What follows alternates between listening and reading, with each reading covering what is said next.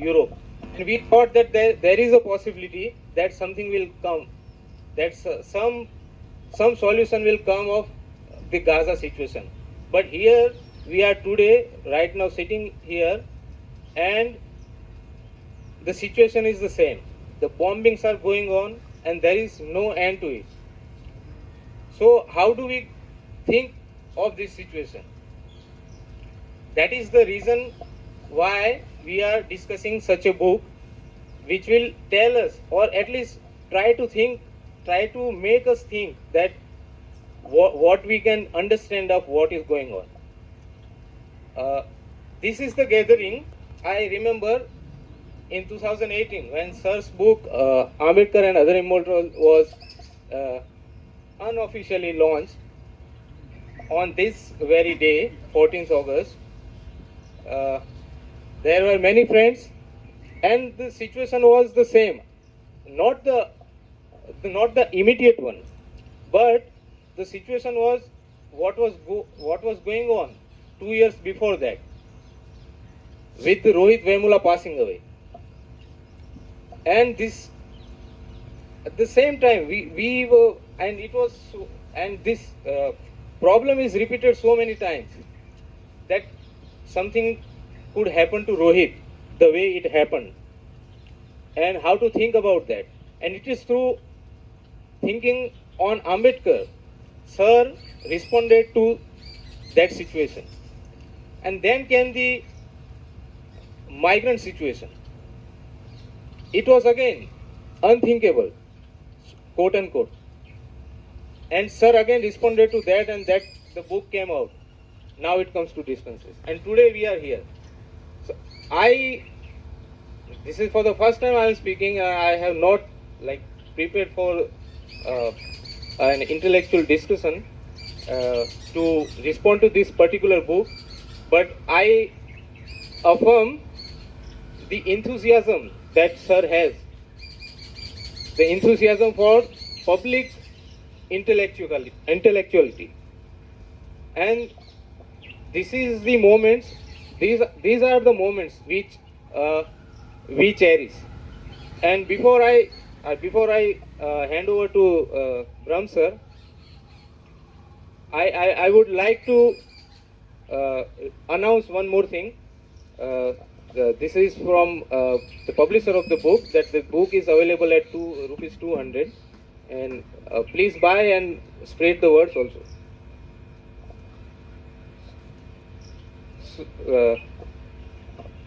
So Brahm Sir, I'll invite you to initiate. Thank you.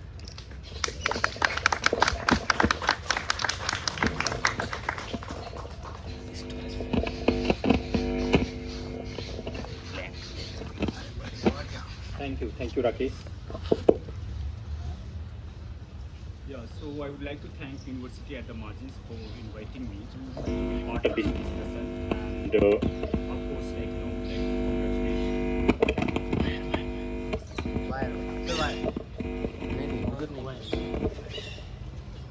yeah. So yeah, I would like to congratulate Professor Soumyabrata Choudhury for writing this book, and also congratulations to Navyana Anand for bringing this book. And one can say that book is timely, but timely in the sense that what is unfolding in Gaza, what is unfolding in Palestine, but also it is also about some time that book brings us for here. So what I will do, I will briefly, I will take 5-6 minutes time to just to briefly introduce this book. And because the book is written from a philosopher's point of view, and it can have many interpretations, because every chapter brings different layers of complexities, and therefore one can say that book cannot have one kinds of reading, because I already have done, I think, 2 readings, and in 2 readings I found 2 different kinds of interpretation that perhaps I can get. So I think the book needs maybe many times 2-3 kinds of reading to unfold its various layers and grounds. As we all are thinking about Gaza, it's a timely intervention, but it's also about the time and the condition in which book is grounded here. Since most of you have not read the book, I will just give you a brief idea about the book. Later, I will also ask Somu sir to elaborate the book And we know that book is about Gaza and also the city of Palestine that remains under siege. And of course, whether we are talking about media, whether we are talking about different kinds of political spectrums, we are getting a very different scenario of Gaza. So for example, recently I was in Germany and I was talking to some of the German friends, and the talk was always about, but it's more complicated. Yeah, so it's not it's not that easy, it's more complicated.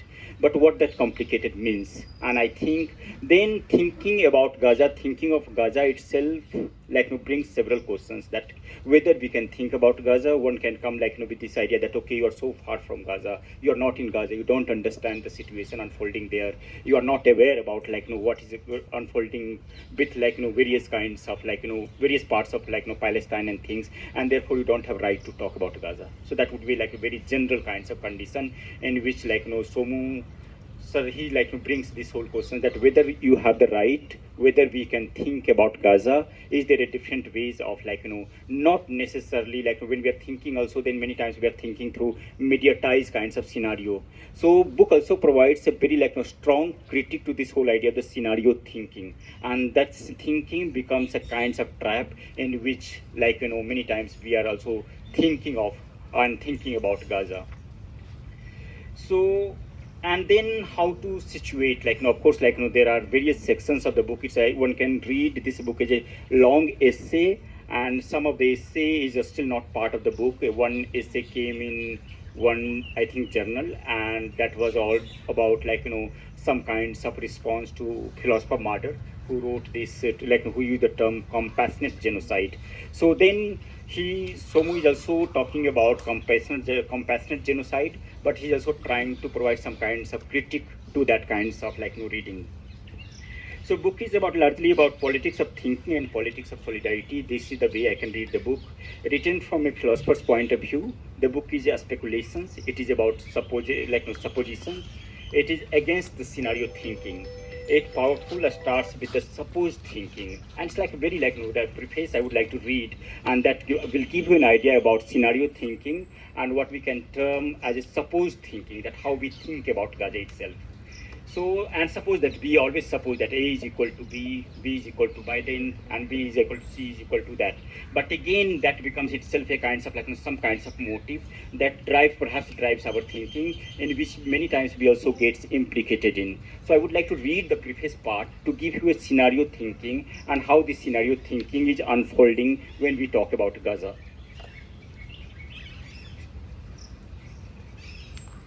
And this is a preface.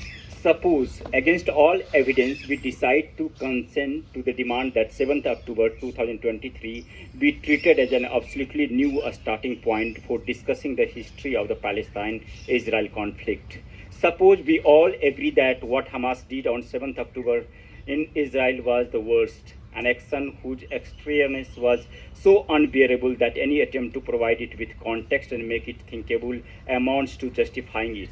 If one accepts the word terror and evil as the corresponding expressions for this unbearable and unthinkable Hamas action on 7th October, it follows that we are also consenting to the claim by the Israel state that it has a right to exist. And following the attack, it has a right to demonstrate this right. Having agreed to these points, one must simply look on and the Israel military moves its tank into Gaza.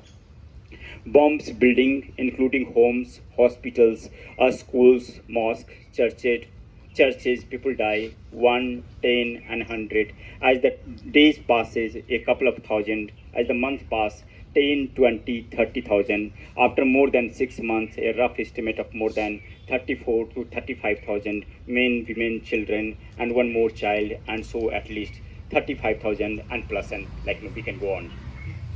And then he comes to this whole critique. This book refuses, and that is the So when he provides this whole idea of the scenario thinking, and then he goes into this whole critique that how this book refuses to enter the black hole of such scenario thinking, even without possessing any particular qualification of knowledge or general capacity for wisdom, and that is the way it becomes a kind of critique of scenario thinking itself. And what I was saying, supposed thinking in that way. And just I'm taking from here and there to give you glimpses of the book and how one can read and connect with some of the doubts. So book refuses to enter into the black hole of such scenario thinking as the war room in media is getting normalized. One thing that only warmongers or war experts should talk about what Western media terms as the Israel and Hamas war. So for example, I don't think we have the right to talk about Gaza and Palestine. Who are we? So either you have media experts who are talking about those conflict, or you have some kinds of leaders who are taking some kinds of position and talking about that. So what is going to be the role of either say teacher or philosopher here? How philosopher, teacher, or any thinking person can think about Gaza who may not have that kinds of expertise or that kinds of expert thinking coming from that kinds of ground.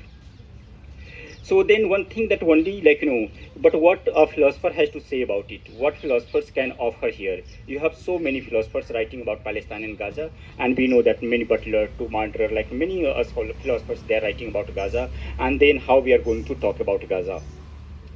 So the author asks us to draw slow yet so Soumyabrata Choudhury here is asking us to maybe participate in some kinds of urgent time of reasoning, and it asks us to enter into the question of public principles in the hope of thinking truthfully. So he's trying to bring this whole force of truthfully or truth in that way to when we are talking about Gaza. At a very fundamental level, one can say that since you are not from Gaza, you don't think of Gaza. And Somu gives an example of a journalist who just visited Gaza, that part, and then he says that he cannot provide this person who is a journalist and who visited many parts of Palestine, and he's coming back and he says that he cannot provide bird's eye view of Gaza. And then you can understand that person who has just visited still is not ready to give you a bird's eye view of Gaza. Then who am I? Who is Somu to talk about Gaza? And that questions becomes very principal questions, ethical questions many times to talk about Gaza or not to talk about Gaza for that matter. Then so since we do not know the scenario, so shall we stop thinking about Gaza? And that is the fundamental, I think, connect that book marks. Since we don't know about Gaza that way, we are far from Gaza, so we have the right to, can we think about Gaza? Can we think of Gaza that way? Shall we stop talking about Palestine? Shall we stop thinking about Gaza? The book strongly resists the injunction to not to think. And that becomes again argument around which the book moves, that how to not resist this injunction to not to think, okay, we don't understand, we don't perhaps part of that part of landscape, or we are not part of that kinds of geography, and therefore we should not talk about Gaza. It rather asks us to think urgently, even it's alien, and it makes again forceful argument that even you are making some kinds of alien kinds of thinking. It asks us to think at the thought of the words. Maybe it can be worse thinking, but again we cannot avoid thinking, and therefore there is a necessity, or I will say urgency, to think about or think of Gaza. But he also insists us to do not fall into the legitimized thinking. So one argument is that we cannot avoid thinking of Gaza. We necessarily need to think about Gaza. Second comes that, but again, you already have legitimized way of thinking of Gaza. And that then how to avoid that legitimized way of thinking of Gaza, official way of thinking of Gaza. And then, so he says that how to avoid this legitimized thinking or instructed thinking. What he says, a specialized legitimate establishment of knowledge, and that is the way perhaps many times we are receiving what is unfolding in Gaza and Palestine that way. The book has three grids, larger grids, in which we talk about. Otherwise, it has many sections, and then sections many times are very much connected, but very many times I felt that it is not that connected. But again, since it unfolds in a kinds of context, and therefore we are able to get a flow of the book also. So the book has three grids connected to long essays. Some grids are not part of the book, and I think also some of the publication that came outside of the book, I also see that is a part of grid, and that is the way. So that compassionate genocide article that I was talking about is very much part of the grid, but not part of the book in that way. And I think also there is a another article that is on war and terror, and again thinking about Gaza, that is another essay that we can again talk about the part of this grid. So in this book they are more Palestinian conflict so the first section, I will just give you a brief idea about the section. The first section starts with the can you make and it gives you again some kinds of scenario thinking, but also going to provide a critique of that kinds of scenario thinking. The first section starts with can you make an old film on Vietnam about Gaza? Again, to repeat these questions, can you make an old film on Vietnam about Gaza? In Subsequent section he asked, can you make a film in present circumstances with the title Far from Gaza, like how Godard conceived of Far from Vietnam? So can we think like Far from Vietnam? Can we think about making that kinds of film? Because if you're thinking about when Vietnam was unfolding, that war was unfolding, perhaps media role was very different. And now with these kinds of mediatized environment, can we have a film like Far from Vietnam, same way Far from Gaza? And is it a possibility that we can talk about?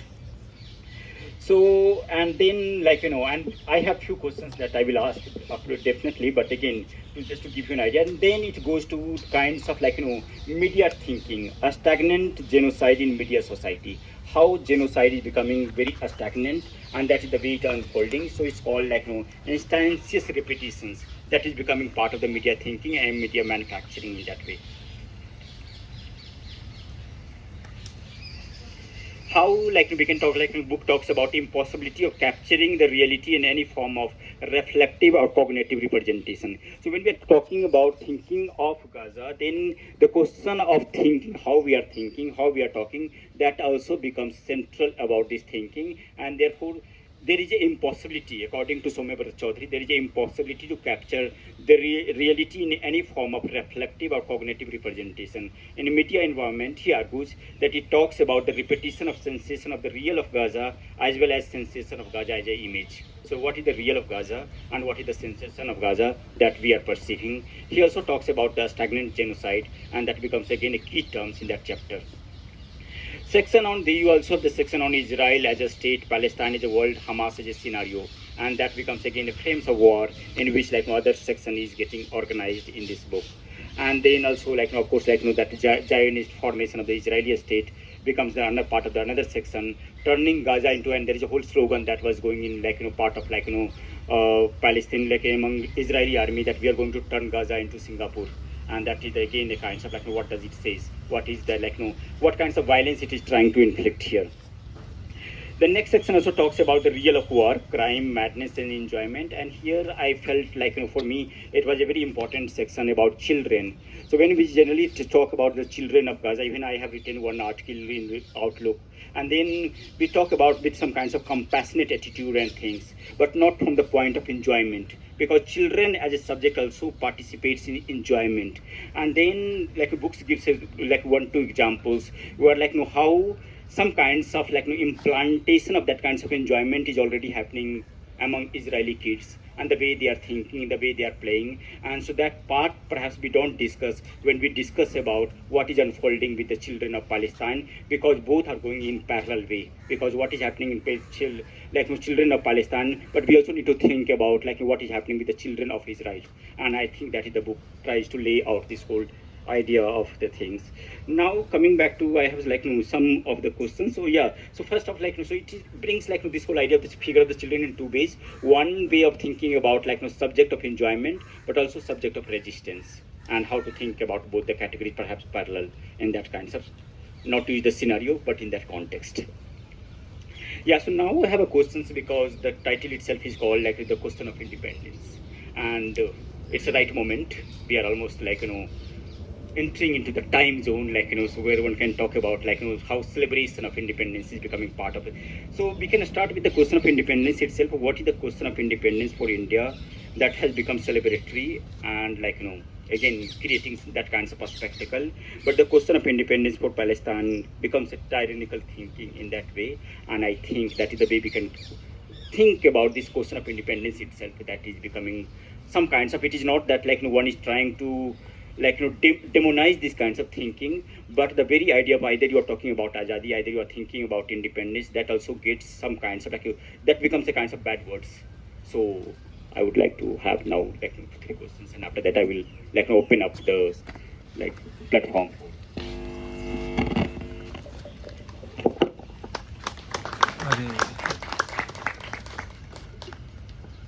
Thank you. Thank you, Brahm. Thank you so much. So, let me, I'll come to the questions, of course. Yeah, you can also briefly talk about the journey of the book. Yeah. So, literally the journey of the book, which brings us to today, and there's a reason for doing this today in this form. Of course, Rakesh Rakesh recalled the similar sort of coming together about a discussion on the Ambedkar book on 14th April, several years back. We did that here. But the person who remembered it in the context of this book is actually Anand. Anand was the one who carried, I don't know how to put it, a good feeling about that evening, some years back, April 14th, about the way we discussed Ambedkar, my Ambedkar book. And Anand was the one, the publisher, Navayana publisher of this book, he's the one who suggested that if we could do a similar coming together and discussing of this Gaza book in a similar fashion. Initially, I was not so sure, both the context, from the several years back, and also rain and all that. So I was not so sure, but eventually I thought, why not? And that we did it, and we went for it, and that all of you have come and you're making it happen. And I'm sure Anand equally, both of us are really very thankful. But I have to thank Anand for remembering it with such animation, what we did many years back, and that we're doing it here in this way. But in the journey, which in this specific case of this book, is literally a journey of discussion in an overall atmosphere where yes, there is not that much discussion on. There is a lot of discussion, of course, but compared to the intensity and level of discussion in other parts of the world, not that much in India. I don't think I will shy away from that sense of somewhat being in a remote sort of area of the world when it comes to Gaza. So the question of distance is always there. We'll come to that. But still, there was some discussion, and one of the persons who was nearly every day discussing the situation, the news, perspectives, articles, was Rakesh.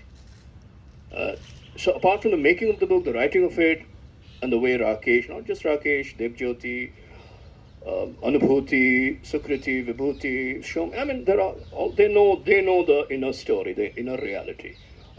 We don't have to go back to that. How these things happen with me. They wouldn't have happened without their being with me. So that is the journey in the literally physical sense, that they were literally there with me and literally every word of the book. But Rakesh in particular, because not just that I was dictating the book, he was typing it, he was the first reader of the book. He read the entire text and we edited it together as he read it out to me, but also to the discussions. That is crucial for me. I and Rakesh, but others, but I and Rakesh in particular, would discuss nearly every day at something very important, at a newspaper level.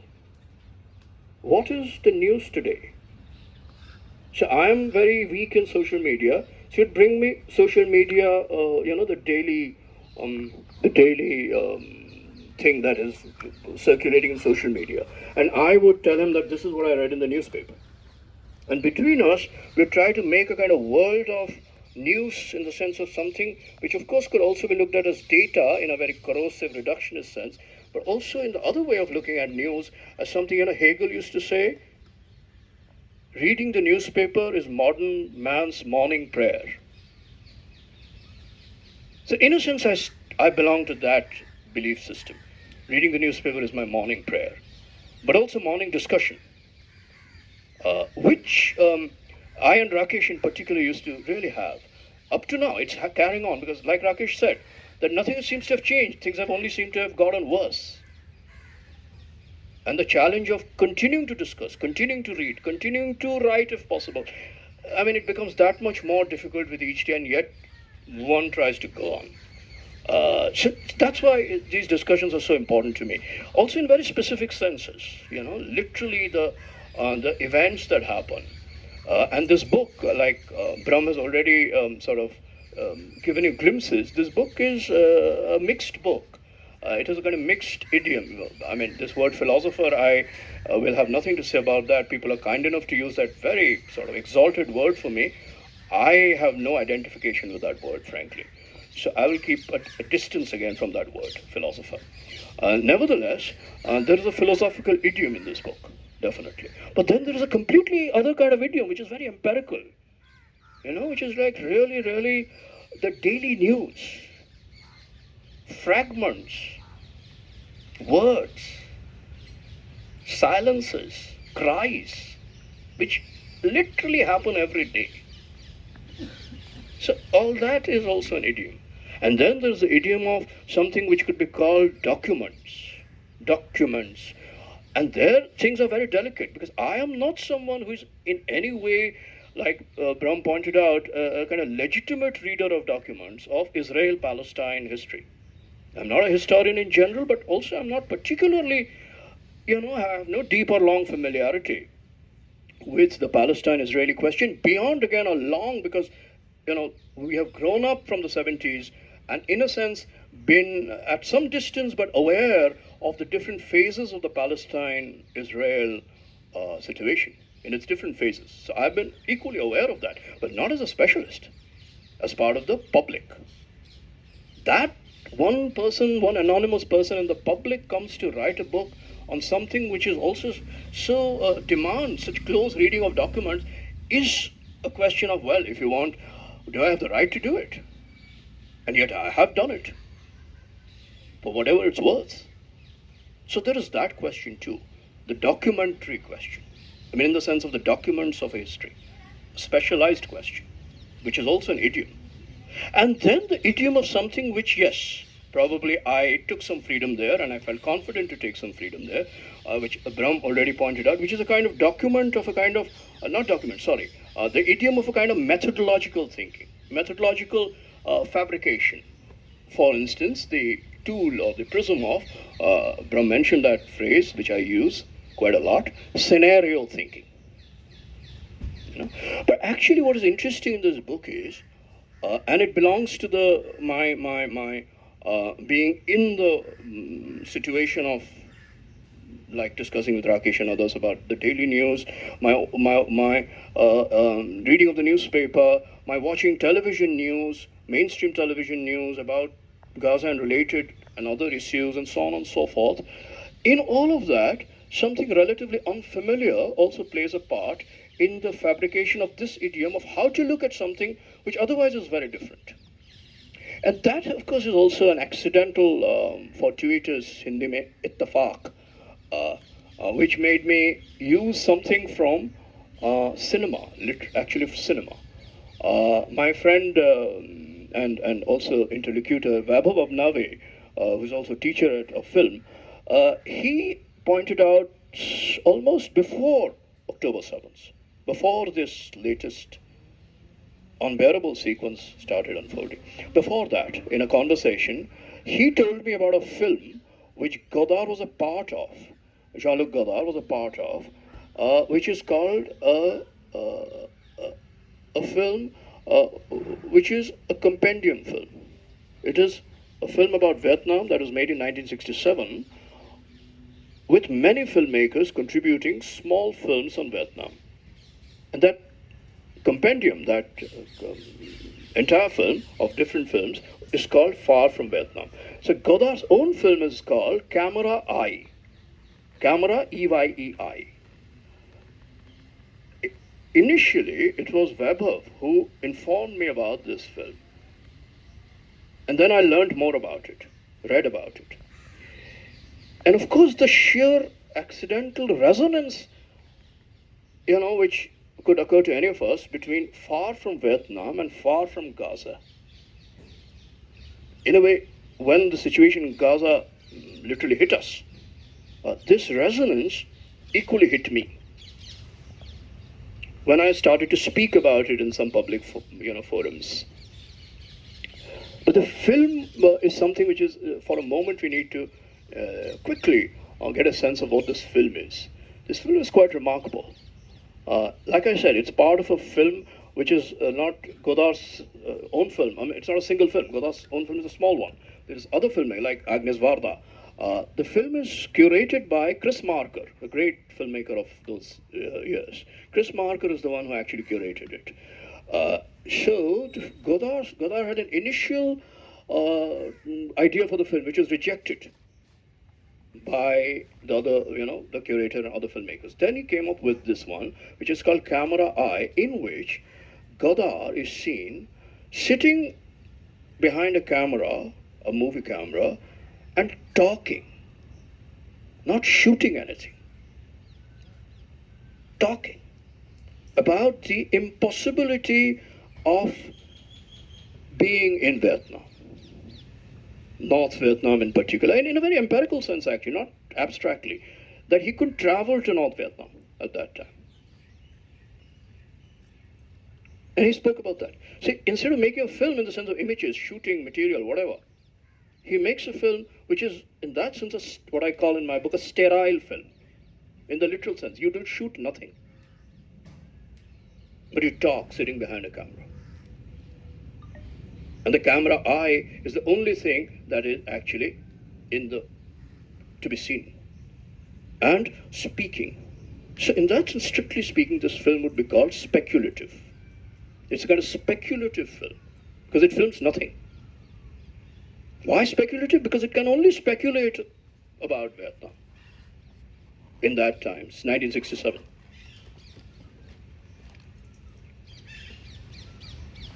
Anyway, I don't want to go too far with this discussion, because you can read it and find out more about the film and all that. But what is clearly the question in this book is, in a situation now, when the situation unfolds in the media sources, from the social media to the newspapers to the mainstream news, which also uses video and other materials which sort of circulate in each of these channels, can we make a film in the sense that Godard made his film called Far From Vietnam, called Far From Gaza? So it is so the tool of thinking about Gaza actually arises from a fortuitous, reference to Godard, but eventually becomes a logical question to ask. Because it's Vietnam after all, it's not any film, no? So if it's Vietnam, and it was Vietnam which led to the most passionate and uncompromising protests in the West at that time, it is Gaza which is leading to the even greater, more widespread and passionate, but also deeply saddened protests. Zizek spoke recently about sadness of the protests of what is going. So there's enthusiasm, which very kindly Rakesh used that word for me, but there's also deep sadness. We can't take that away in the protests, collectively.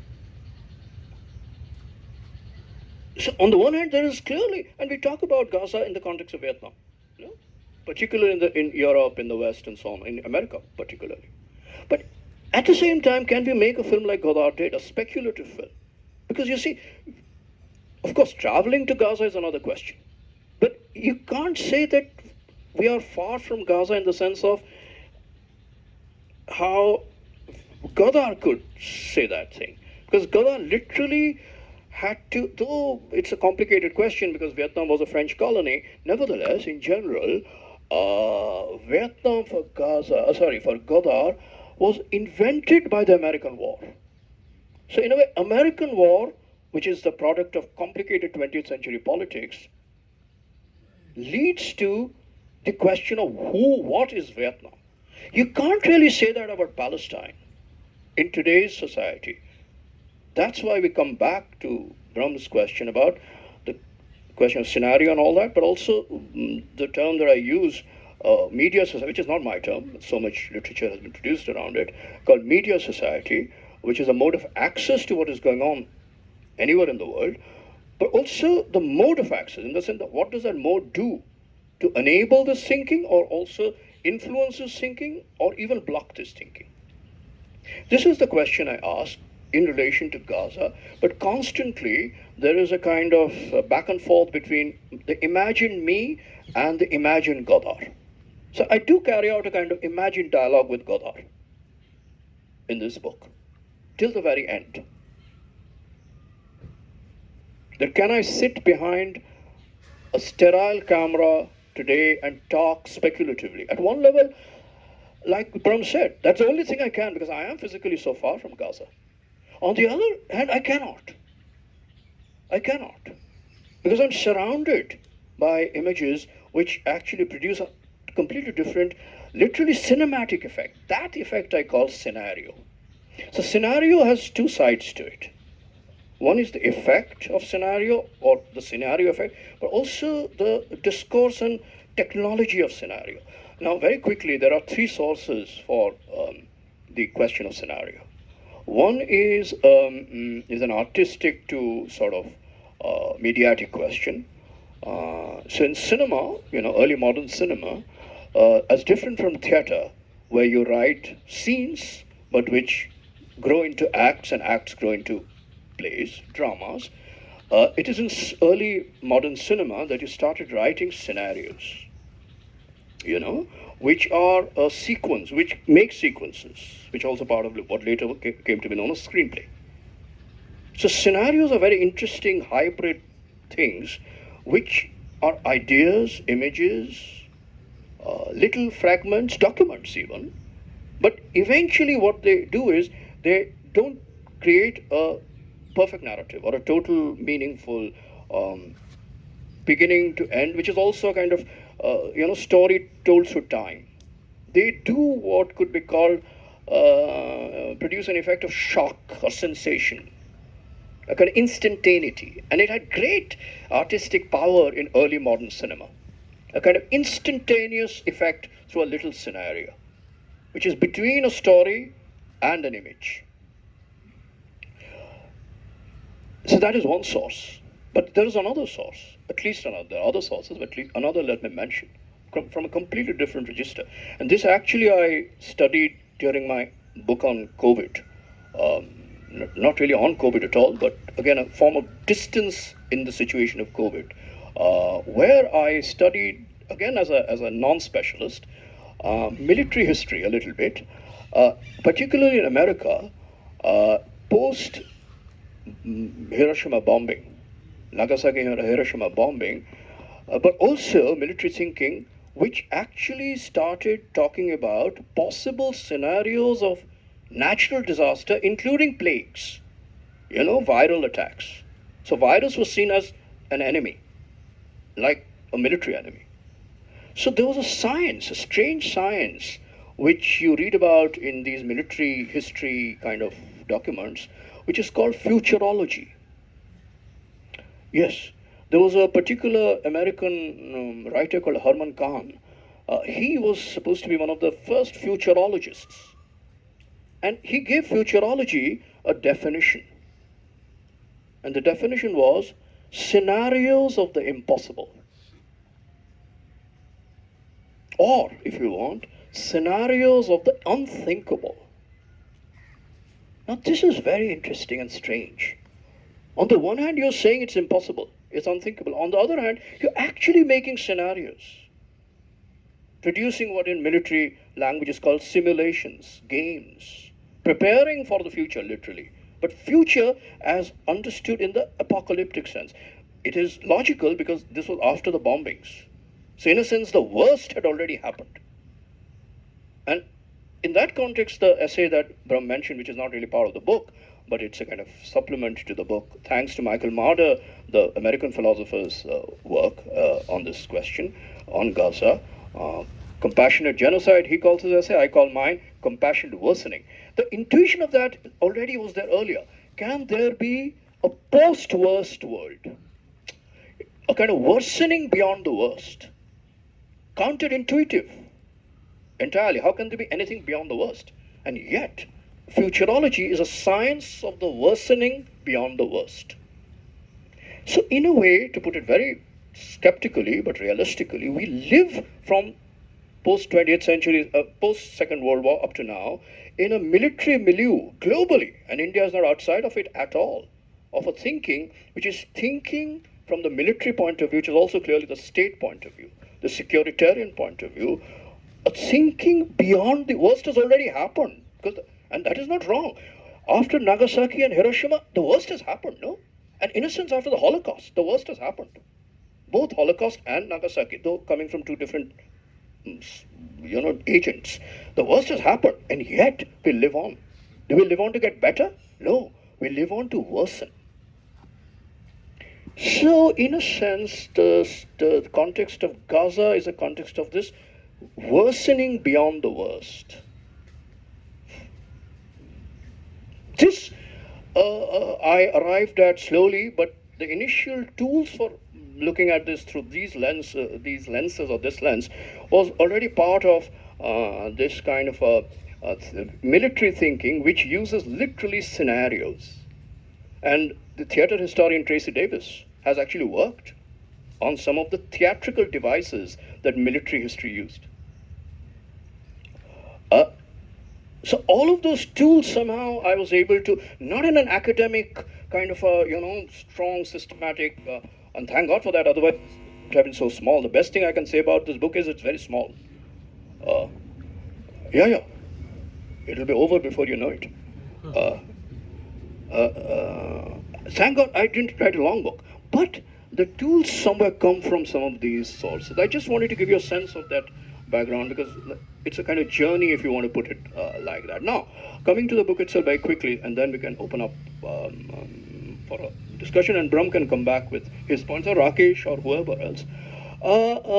Many things actually. Now the sections, and Brahm is right to mention the sections. The sections are part of a grid. They are not like linear. They're connected. They have a kind of interpenetration, but also a resonance, and sometimes they're also self-enclosed. So this question of media society, from where I receive images of, say, Gaza, so this little thing, if you notice when I say G-A-Z-A, Z-A, usually we pronounce it in a certain way, Gaza. I cannot say it like that anymore, because after we heard so many times Palestinians who are living there and who are dying there say that word, I say it differently. I say it as Gaza. I am no Palestinian. I cannot speak it right, and I should not caricature it. I'm not doing playing. I'm not acting. I'm not an actor here. Yet I cannot say it like the usual neutral Gaza. Before I know it, this instantaneous thing comes out, which is a kind of inflection of the word in my voice, which is Gaza. Now this shows the distance. This doesn't show my identification with Gaza. That would be ridiculous. But it shows in an intimate way my distance from Gaza. My pronunciation of Gaza in a certain way and not in another way actually points to my distance from Gaza, not my being simply a part of Gaza. That would be simply meaningless. And yet it cannot be a simple neutrality either, even in the word Gaza. It's a strange experience. It's a real experience. But I have to communicate this to you. Anyway, that's just a little introductory thing. But this media society, so the three principles of media society that I have deduced based on some reading and some empirical observations. First, media society consists in something which could be called, in an objective sense, a particular set of upsurges of images, sounds, and sounds are also part of images, points of views, taken together scenarios. Now, what is a scenario exactly? And that is what filmmakers understand very well. It is a point of view. If you place the camera at a certain point, anything, it shoots it from that point.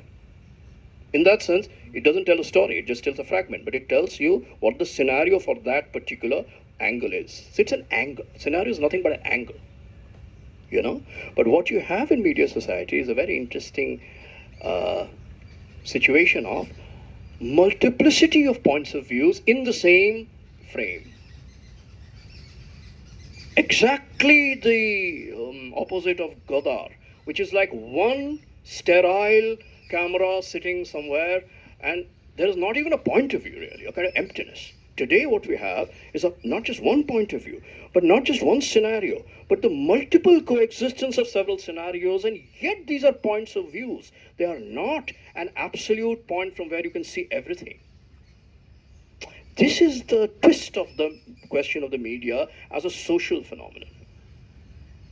From the technical side, the fact that there are cameras which are shooting from every possible conceivable angle, but from the social side, something which is a structure of reception that is, and so the other feature of media society, which is what I call, and I and Brahma are in conversation about these things in other contexts, which I call paradoxically alien and immersive at the same time. Why alien?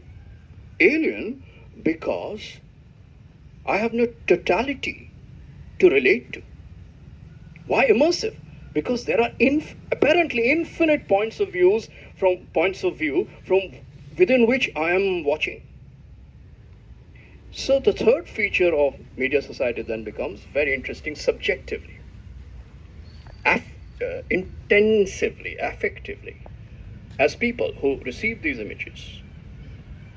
Immersion causes passion.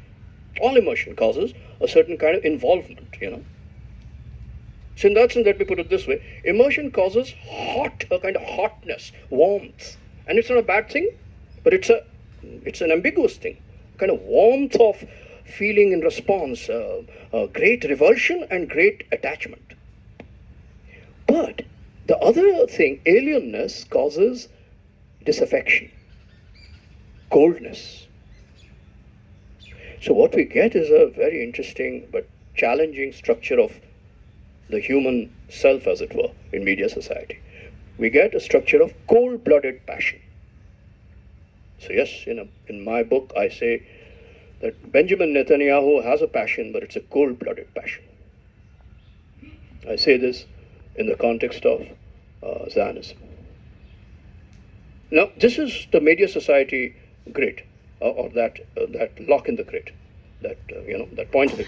The other one, very quickly, is Israel-Palestine narrative itself. Again, I'm not a specialist, but this much we know, that the Israel-Palestine narrative, on the one side, is a scenario we are being told, like you read the preface, that no way are you going to think beyond 7th October 2023. So there is no story behind.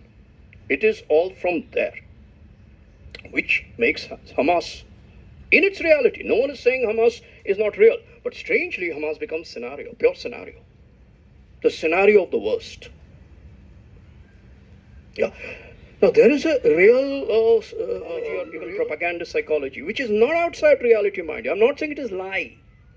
The question is not between the classic opposition between lying and telling the truth. It is a question of something which is equivocal, undecidable. So what did Israel state embassy do in South Korea? Towards the beginnings of the Gaza war after 7th October. In South Korea, like many other parts of the world, there were protests, early on.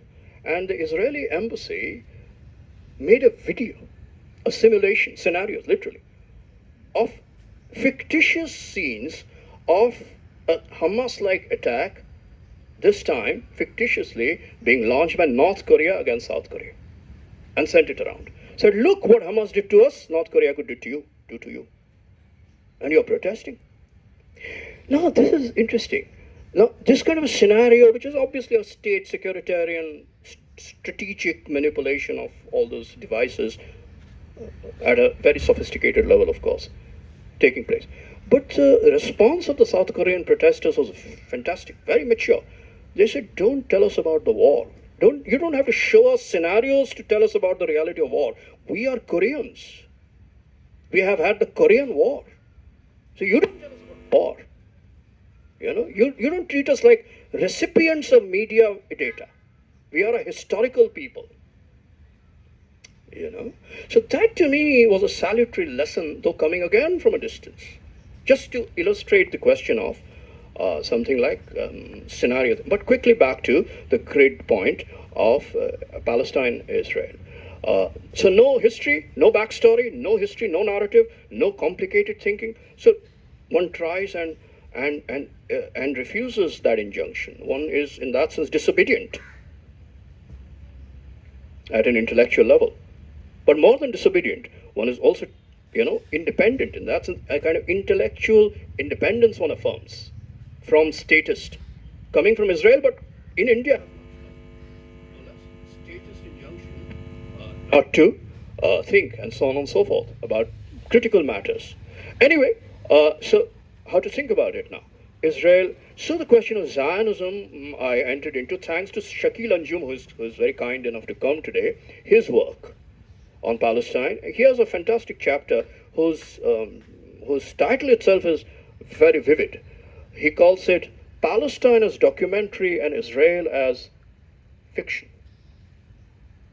But it is not an abstract title.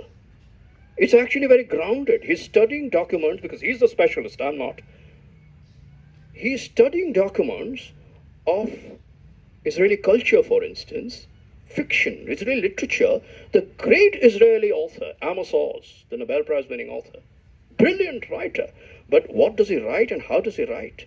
His autobiography, for instance, called A Tale of Love and Forgetting, his family history, his childhood. That's from where the child question comes. That's the material. I won't talk about it. You have to read it to find out. But that's what thanks to Shakil's work on Amos Oz, I got some clues to the childhood in Israel. Not in the ordinary sense of childhood, but let's say the imaginary of a childhood, the ideal childhood, or even childhood as a site of propaganda. If I may say something really distressing, but real. Amos Oz, with his extraordinary, again, picturization of his past, in his scenario of recall, writes about how he basically exulted in two things as a child. And it's not a question of an Israeli child. It's a masculinist phenomenon in patriarchal societies across the world, in two things: war and engineering. War and engineering. Two things we seem to love more and more, even in India.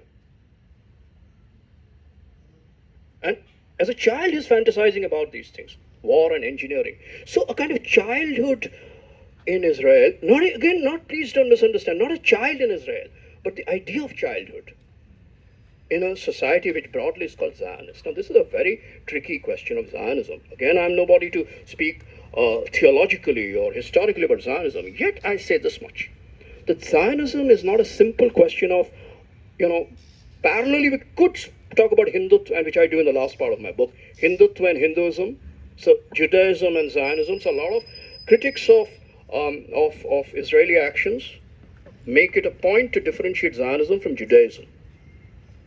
A lot of Jewish partisans of Palestine, there are so many, they make it a point to distinguish Judaism from Zionism. So I don't really go into that. What I do say is Zionism is a moment of encounter between history and a kind of theology. In the 19th century moment, which moves into 20th century, that early part of British colonialism to the 1947-48 conjuncture, when Israel is formed as an idea to the violence of a territorial usurpation of a real people, which are Palestinians, but in the wake of the worst, which is the Holocaust. So in a strange way, Israel begins not as a nation state as much as a state nation. Long years back I'd heard, I think Akash Singh Rathod used this phrase. It stuck in my head in a different context. But a kind of state nation, kind of voluntarist state nation to make the nation come alive in it's a very interesting, but I don't know what to call it, dangerous project. Anyway, so that moment, but I don't dwell on that moment. I have to come back to where I am, which is today. So what I'm saying is, and this Zionism, and Edward Said has done extraordinary work on this Zionism is indeed an affective structure. Because there's a Zionism of every kind of political ideology, that I found out more and more when I read about these things, again thanks to Shakil mostly. There's a Zionism of capitalism. There's a Zionism of socialism. And of course, there's a Zionism of nativism. There's a Zionism of everything.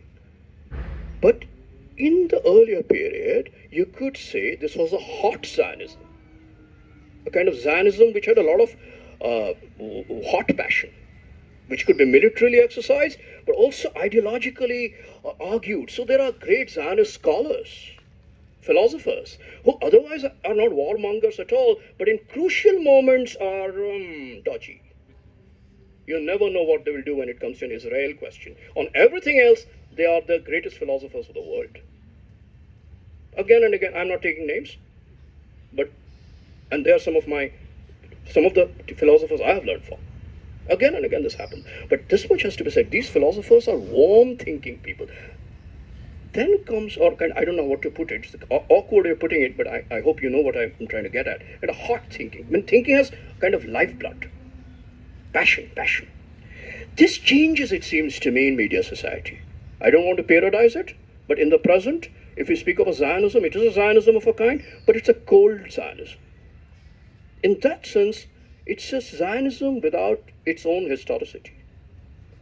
This is my point, that in media society, there is a degradation or denudation, a weakening of temporal processual thinking. That is why there's a crisis of thinking. What is thinking? Thinking needs, in that sense, historicity, documents, materials, but also speculative possibilities, but across time. Instantaneous society, or instantaneous as well as repetitive society, alien immersive situations produce the shock of thought, but do not produce or cannot, or they block the process of thinking. This is what I'm trying to get at.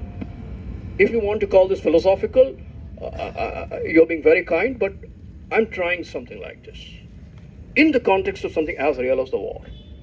So that when it comes to saying, look, this is horrible, and it is, then you also say, yeah, this is horrible, but they started it all. They started it all. They burnt babies. No, see, okay, let us assume, scenario-wise, babies were burnt at some point. But babies, God, how can I talk like this? Plane bomb drops. The other day in the school, a bomb dropped, no? And yesterday there was a report that a father had to bury some 8 or 10 parts of the child's body. Because there were parts of the body. No, what will you say? You're going to oppose scenario to scenario now? Is that going to, can we do it? Are we inhuman enough to do that? To oppose one scenario to the other? The Hamas to the Israel and so on it goes? That's the black hole of scenario thinking I talk about. In a very real sense. But at the same time, that is a reality, which is a cold-blooded reality of mobilization. So there is another point about scenario thinking. No, not scenario thinking. The other part of media society, which is actually a serious part of, I don't know, one has to think about it very carefully. The question of knowledge in media society. On the one hand, there is indeed more knowledge today than any time before us about everything, including Palestine and Israel. But at the same time, that knowledge is indeed objectively presented as data. So there is again an undecidability on the one side, something very important. That's why protesters are able to mobilize people on the basis of real facts shown through this data. That look, this is happening. You can see it. There's no speculative, thing here. It's real. On the other hand, because it is so saturated with points of views and scenarios, it can also be relativized. So every time you show something, they will say, there is another thing I have to show you. Endless relativism. Not just between images, in the image itself. So I show you the image and you say, oh, this image is actually manipulated from this angle, with this technology. And for all you know, it might be true. It is true. States are manipulating, video technology all the time. But this is but at the same time, it is in media society that we have actually a living archive, which is uniquely public. This is a kind of forensic opening up, and at the same time, a peculiarly epistemological, or I don't know what to call it, a kind of a relativization of truth. So this is a kind of situation of knowledge within which I, like all of us, were trying to work or think about Gaza. Now comes the question of thought. The book is called Thoughts of Gaza, Far from Gaza. Yes, on the one it's obvious, I'm far from Gaza. So if I think about Gaza, what right do I have? So my answer is clear. Those who have the right are not doing it. Things are so bad, someone like me has to do it. Seriously. Look where we have ended. I have to write a book about that which I really, my hand trembles to write a line about it. And yet I do it, yes. It's as bad as that. But there's another side to this question of, writing a book like this and thoughts of Gaza. Of is what in grammar is called genitive, possessive. You can read the of in both directions. So you can read it as in thoughts of Gaza, as in thoughts about Gaza. But you can also read it in the subjective side. Thoughts of Gaza is Gaza's thought. What Gaza thinks. So in a way, I'm conscious about this double movement of the title, the first part of the title, Thoughts of Gaza. Because on the one hand, if I'm far from Gaza, how can I record anything of Gaza? I can only, at the most, from a distance, do a broad kind of a noting down of certain speculations, like, in a sense, Godard. Though, of course, with a strong commitment. I didn't say this about Godard. It was understood that Godard did it with a commitment, which was a political commitment, to opposing the Vietnam War and American imperialism. So there is a commitment. That speculation has a strong, real commitment, mind you. Totally. But it's still speculative, because that's the condition then. Today, whatever be my commitment, I am not speculative. But at the same time, I'm far. So you see, the other question arises. If in these images, in this instant, in the real of this massacre, genocide, is it possible to think about something as aristocratic and leisurely as thought? If thought is to be thought of as something surplus, only in leisure time, which we call intellectuality, I oppose this philosophy of thinking. And Brahm pointed that out. In a way, this book is written to a commitment. I'm not saying I'm a activist, philosopher I take a distance from anyway, or anything like that. But the commitment is to, broadly, the principle and capacity of public reasoning. That is my commitment. Public reasoning. With all its impasses, all its problems, with all the difficulties of, for instance, a media society. Nevertheless, something as classical as public reasoning. So in that sense, I'm not the only one in India who wants to exercise her capacity for public reasoning. I'm saying in the worst, which is worsening, even in Gaza there is public reasoning. That is my affirmation. In that sense, you can call it speculative. I do not know what to do with it. But it is affirmation of public reasoning at the very last instance also. Even when you're dying, I somehow would affirm the capacity for thinking. I would not say, in that sense I oppose this Agamben's idea of bare life in a very broad sense. In a very pinpointed sense, I think it's a very powerful idea. But the idea that there is something like a, life without thought, not human, which is bare life in general, when physically it looks like that, yes. Yet I think there is something to be affirmed of the surplus. That's why when Slavoj Zizek recently, who's a great voice of solidarity with Gaza, nevertheless said something as strange as Americans should enter Gaza and sort of hold it against, hold the Israelis back and imperialism for a good cause. And then he goes on to say that at least the people in Gaza would welcome it, because it would be relief for them. I'm not so sure they would. Even if they were given the guarantee that with, say, Americans coming in to make their lives relatively peaceful, as an idea to have Americans govern them. In that sense, lose their independence, even when they are not independent. But in a sense, when they are not independent, for the sake of what we call security of life, to become even more not independent, because it's America now, which was a strange scenario, Zizek. But then Zizek admitted it's a crazy solution for a crazy time. But it's not the craziness I like at all, because I think even when the people in Gaza, it's only a speculation at this level, even when people in a situation like Gaza are in that last-ditch moment, there is a surplus of thought, which is also a surplus of, that's where we come to independence. It's a surplus of independence. In that sense, there are people. Ilan Pape, the great Israeli historian, a rebellious voice in the Israeli intellectual world against the Israeli state, very early on said, what Israel wants to do to Palestine is not just genocide in the physical sense, because really they might want to commit genocide, plan a genocide. Eventually, some one trace of a voice will remain. That you'll not be able to kill. No way. Just like Jews came back.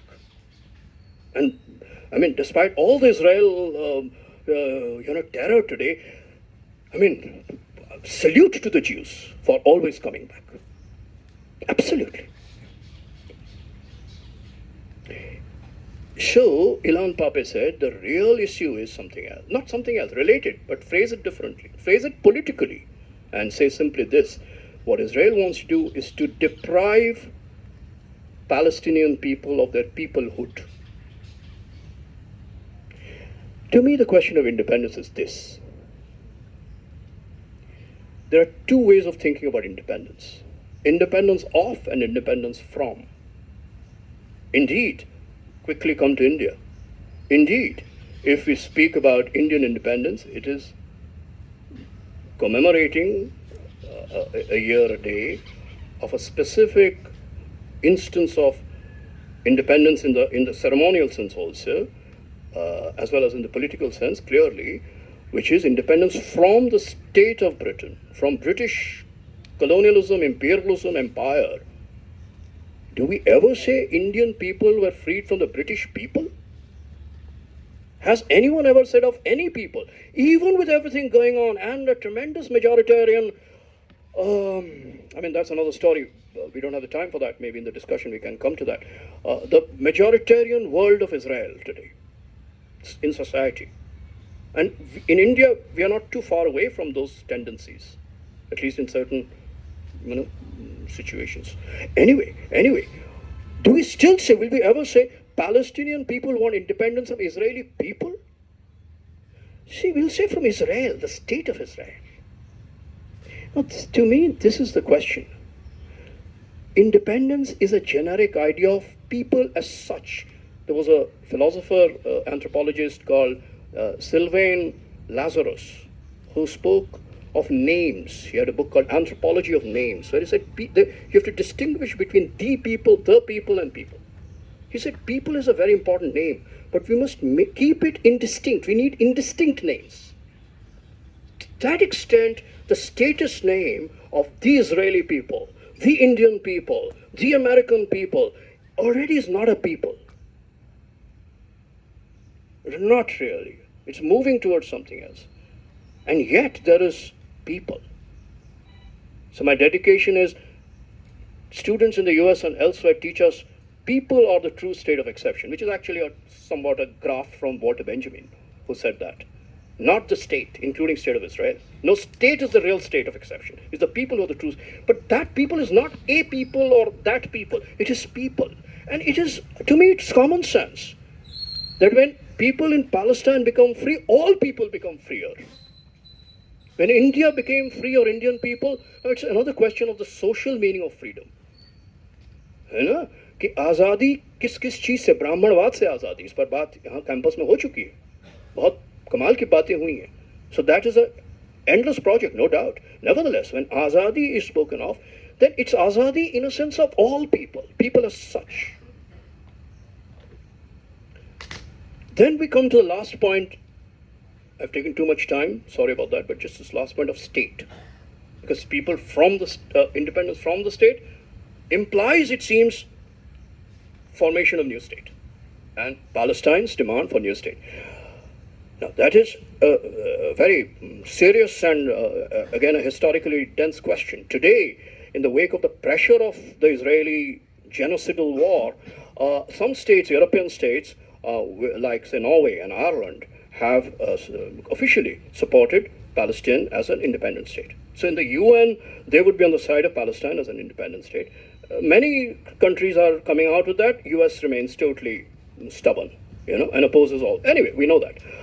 Now, the question of independence as a state is very important for a real reason, that if you become an independent state, you get relief from what is going on.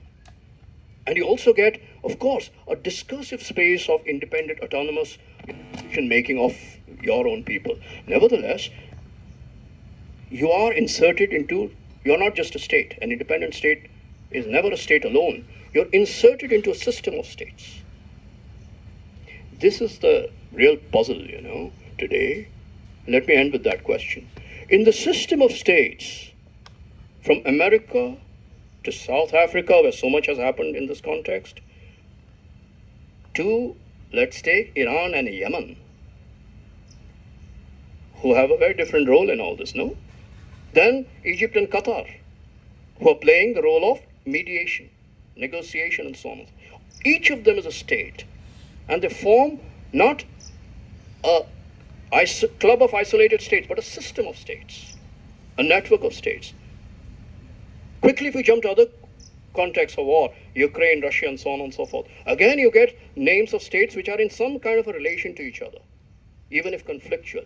Now, the thing is, it is something which is really, and I, Rakesh, Devjyoti, maybe I've shared this with Brahma, maybe not today, this is a good occasion, and with all of you, let me pose this real puzzle to you.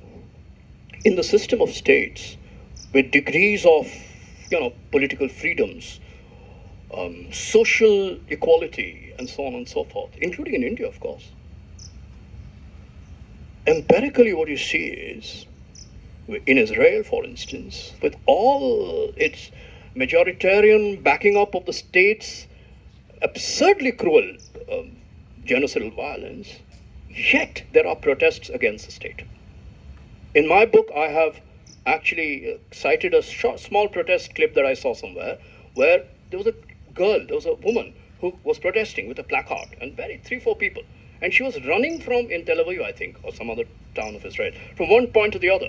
And the interviewer asked her, but in any moment the police will come and kind of move you out. Or even worse, the majoritarian kind of psychology which leads most of the ordinary citizens of that city will come and, God knows what they'll do to you. She said, no, we have to do this to register the fact that we exist. So in that sense, in Israel too, people exist who are not just the Israeli state people. Now, with all the difficulties in Israel, the fact is these protests do happen in a way that you will probably not see in many other parts of the world in their states.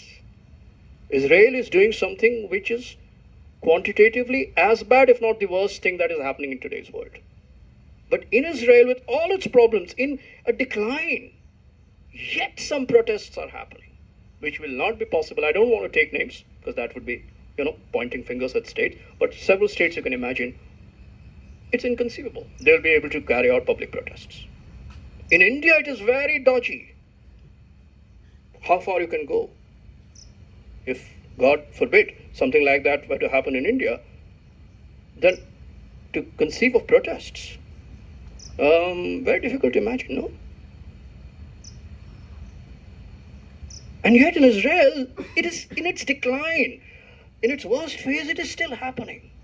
In the US, the other day, Netanyahu spoke there, Laurence Olivier didn't get as many claps as in his greatest performances as Netanyahu got from the Senate.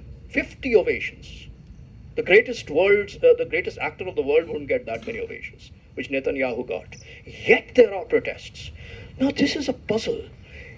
in societies which are called, within quotes, formally democratic, though Israel is a very complicated ethno-national democracy, nevertheless, where civil rights are available constitutionally to citizens, there seems to be, at its worst, some remnant of robust civil rights possibility.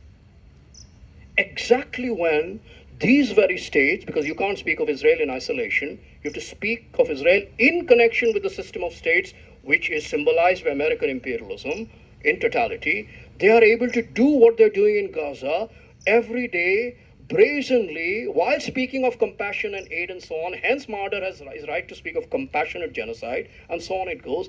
Now the puzzle is, we cannot oppose civil rights.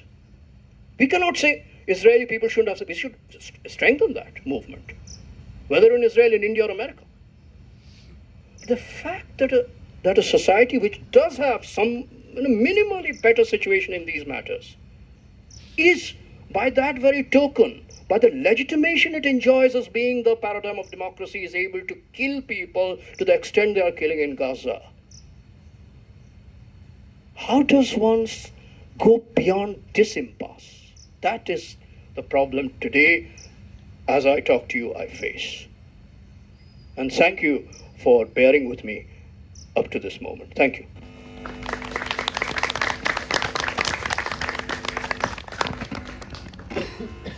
Yeah, so anyway, I was joining as an initiator, so I have already initiated, and now we got the kinds of more length response of the book. And I just have one very small questions, and after that we can take